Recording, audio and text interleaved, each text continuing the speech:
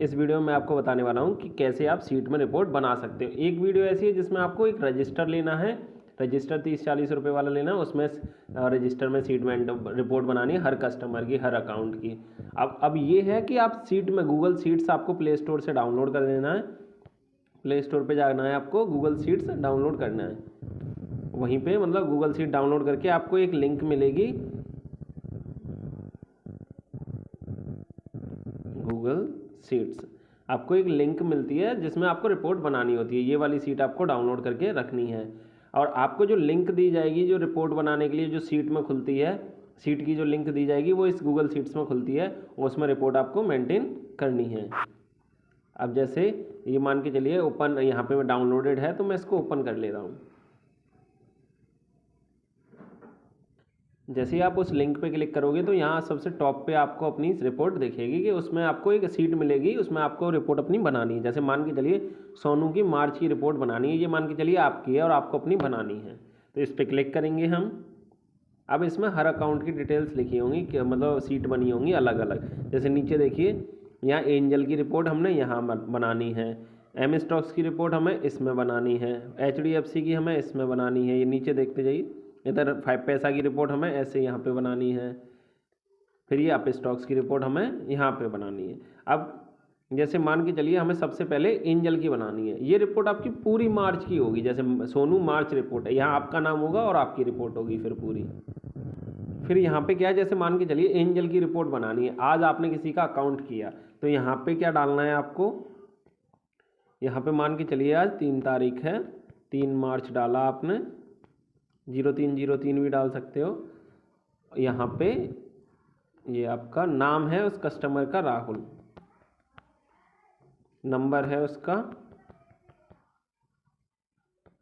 ये यहाँ पे ये इस डॉट पे क्लिक करके ये मैनेज हो जाते हैं, छोटे बड़े हो जाते हैं।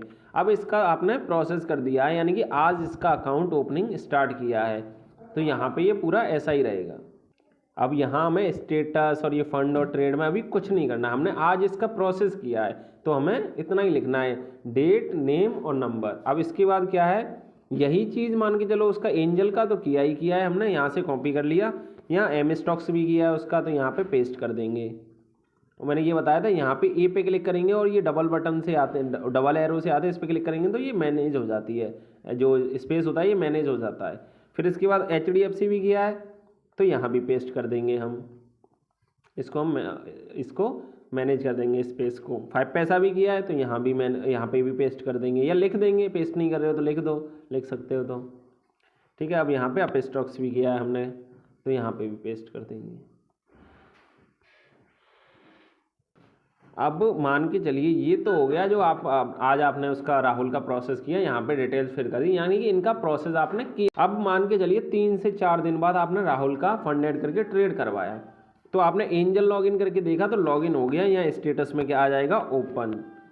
फंड ऐड में उसका अगर फंड ऐड किया आपने 20 रुपये फंड ऐड किया तो सॉरी यहाँ पे फंड डेट, जिस डेट को आप फंड ऐड करोगे, मान के चलो हमने फंड ऐड किया 7 तारीख को, तो यहाँ पे हम 7 मार्च डाल देंगे, ठीक है। और यहाँ पे ट्रेड डेट, अगर आपने ट्रेड कर ली है या सीनियर से करवा ली है तो यहाँ पे ट्रेड डेट भी डाल देंगे, किस डेट में कराया है। ये ट्रेड डेट और फंड ऐड रिपोर्ट, ये फंड डेट ये अलग अलग हो सकती हैं, क्योंकि मान के चलिए ट्रेड लगती है 9 बजे से लेके 3 बजे तक, 3 बजे के बाद आप फंड ऐड करेंगे तो फंड ऐड की डेट तो होगी 7 मार्च, फिर ट्रेड होगी अगले दिन, तो फिर ट्रेड डेट की डेट अलग हो जाएगी, ठीक है, ऐसे करके।